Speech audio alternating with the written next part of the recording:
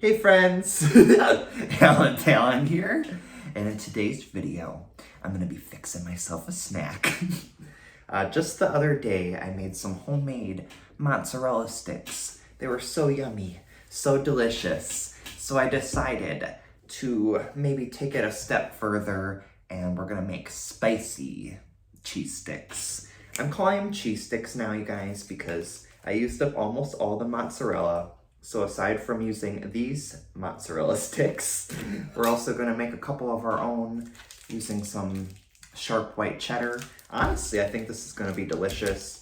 These were kind of cheap and they didn't have much flavor in them anyway. I don't know why I went to go get Takis knowing darn well that I meant to get hot Cheetos. For some reason, my brain just said Takis. I don't even know if these taste like Takis, but these are Aldi's brand Taquitos. I'm assuming they're pretty close. But basically, all we're gonna do today is prepare a couple nice little cheese sticks here in my beauty room, just because the lighting's a little better. And then I'm gonna take you guys in the kitchen while we fry them super quick. And then we're gonna come back here and sample them in hopes that they taste amazing. I'm not too sure that you'll actually want to recreate this recipe for yourself, but if of interest, I'm gonna write it down below. I guess though, we ought to try one of these bad boys.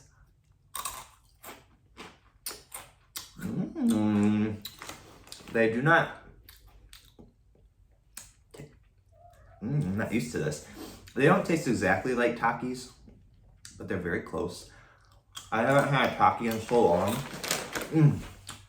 That sensation though, it kind of tickles your tongue because it's a little spicy, it's a little salty, it's a little sour. I'm sure there's like a little bit of sugar or sweetness in here, but not much at all. It's so overpowering though, it's like your tongue goes, my pinky hurt when I did that. Thankfully this process, I don't know why I have the knife, is super simple. It's just gonna consist of a batter. Once we dunk the cheese in the batter, we're gonna roll it around in crushed Takis. And then you fry it. Honestly, about 5-10 minutes and you have yourself a wonderful snack. Hopefully. I don't really measure anything at all when I cook. And honestly, my food comes out tasting a little bit different every time. I usually do things to taste. But for our batter here, we're gonna use about a cup of flour. I realized I forgot all of my utensils. So hopefully a knife will do. This is actually maybe a little over a cup, more like a cup and a half of flour. And then to the flour, we're gonna put in about, maybe like a teaspoon and a half of baking powder. This should help our little batter mixture fluff up when we put it in the oil. Well, our taquitos, I always thought taquito was that little rolled up thing with the chicken in it, but apparently those are taquitos also. These are of course gonna add the majority of the flavor. We could dip this in things. When I made mozzarella sticks, I dipped them in ketchup because I didn't want to open a whole jar of sauce. But I also dipped them in chicken sauce. It was like a generic version of Chick-fil-A sauce, but they would be good in ranch. But just to add a little more flavor, you guys, we're gonna put about a teaspoon, maybe like almost a tablespoon, more like a teaspoon, I don't really know, because these are salty, of sea salt from this nice little grinder. I had no idea that when you use these, I thought you were supposed to go back and forth. So I have broken so many of these, and I just realized you're just supposed to go one way, I think. These ones haven't broken. But in addition to our salt, we're gonna add some freshly cracked pepper. I love pepper, you guys, but if you don't like pepper, don't use a lot of this. And you also might not wanna use these, because these are spicy too. When I was researching recipes to make my mozzarella sticks, a lot of them said to add sugar. I didn't really see the point. I did do it when I made them, but I guess I don't really think it mattered. But to our mixture here, because I love garlic so much, we're gonna add a nice tablespoon worth of garlic so we can have some stinky breath. Here's what our powdered mixture is looking like so far. Prior to adding the wet ingredients, you just wanna make sure this is thoroughly blended. In the middle of your bowl, you're gonna wanna create a small little well. I'm not really sure the point of this, but that's what all the professionals say.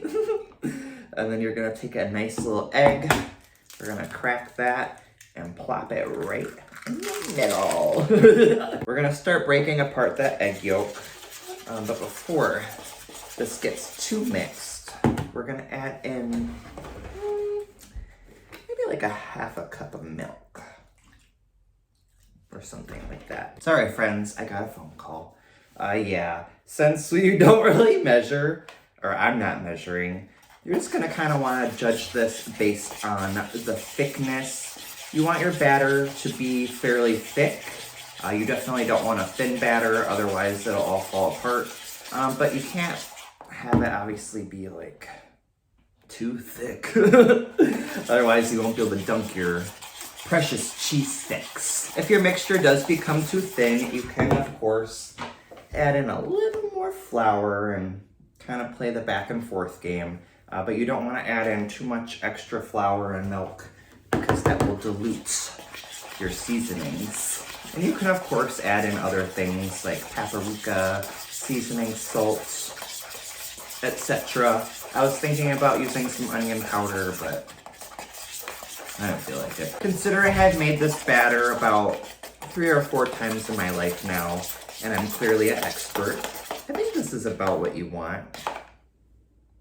Kind of goopy, kind of not. Maybe a little more powder. Generally speaking, you want to keep your cheese, and then after you make your dough or whatever this is, you're going to want to keep that really cold, and I would recommend putting it in the fridge.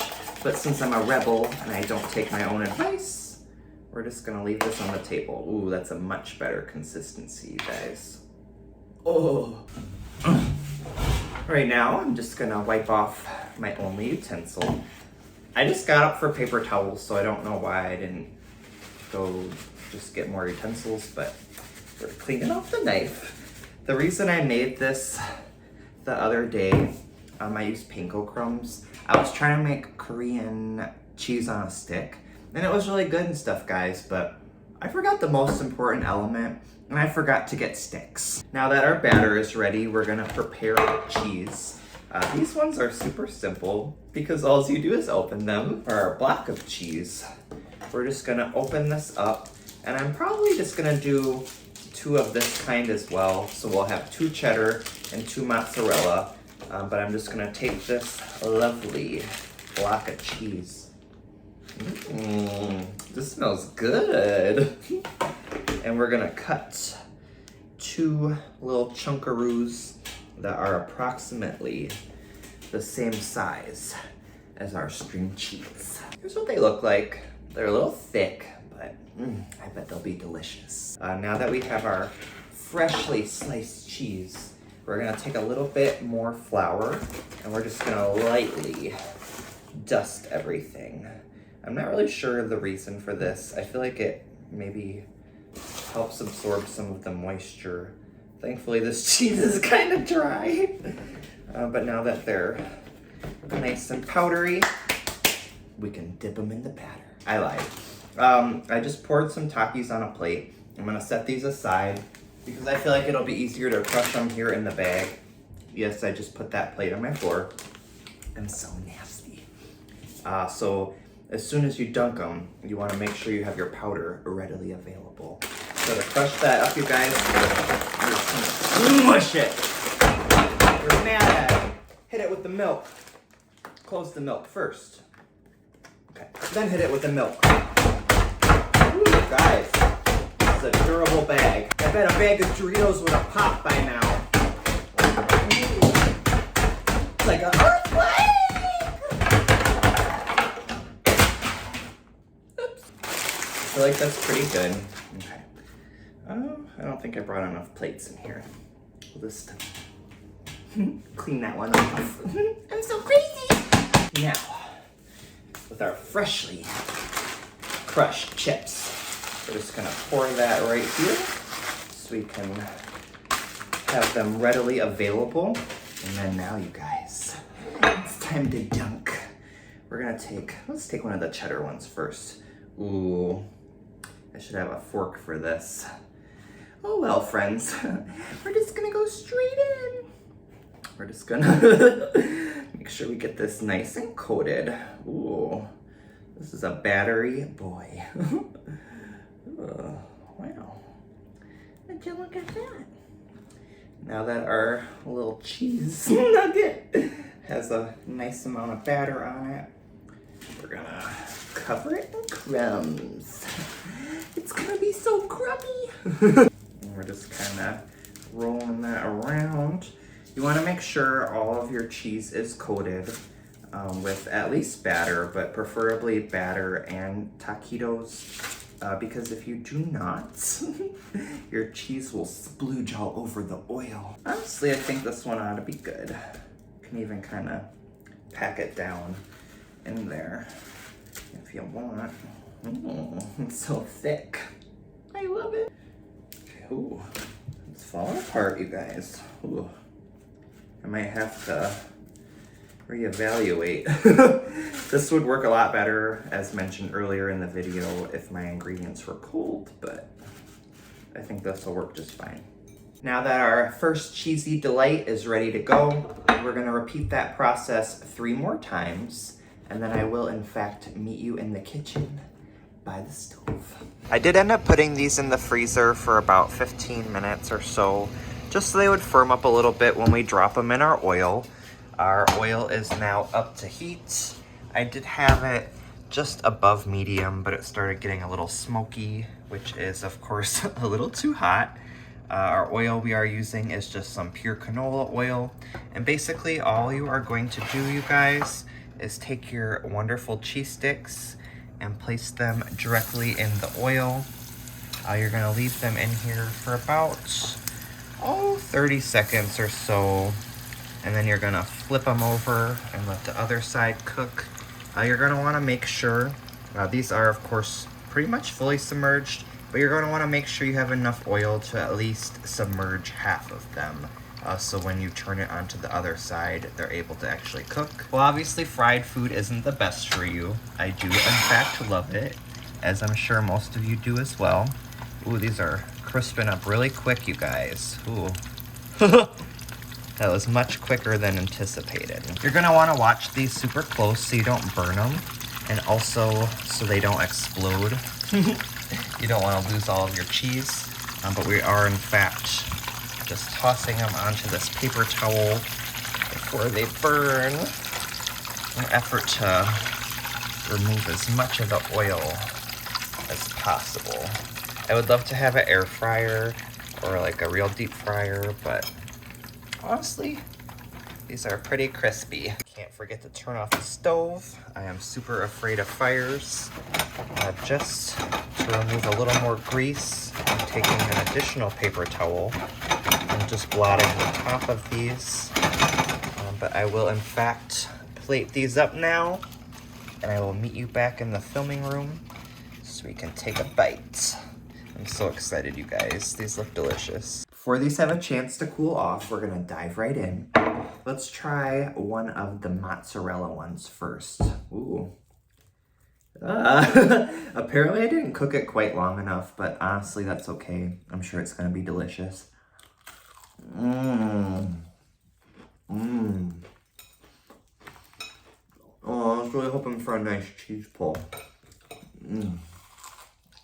This is so good. I'm not really sure what happened, but a lot of the spiciness and flavor from the Takis or Taquitos has dissipated, but it tastes really good still. Honestly though, if I were to eat this, maybe blindfolded, and I couldn't see that there were crushed Takis on here, I would maybe not associate this with a Taki even. Strange. Very good though. As mentioned, these cheese sticks were very bland, and I think it just added the right amount of flavor. This would be with some sriracha or some ranch or good on its own. I love fried things and I love crispy, crunchy. I love the breading. Back when I ate chicken still, my favorite part of the chicken was the skin. I won't make you guys watch me eat this entire thing right now because we'll save that for a different video. But let's kind of rip this one open. Ooh, yeah. Heck yeah, baby. Oh.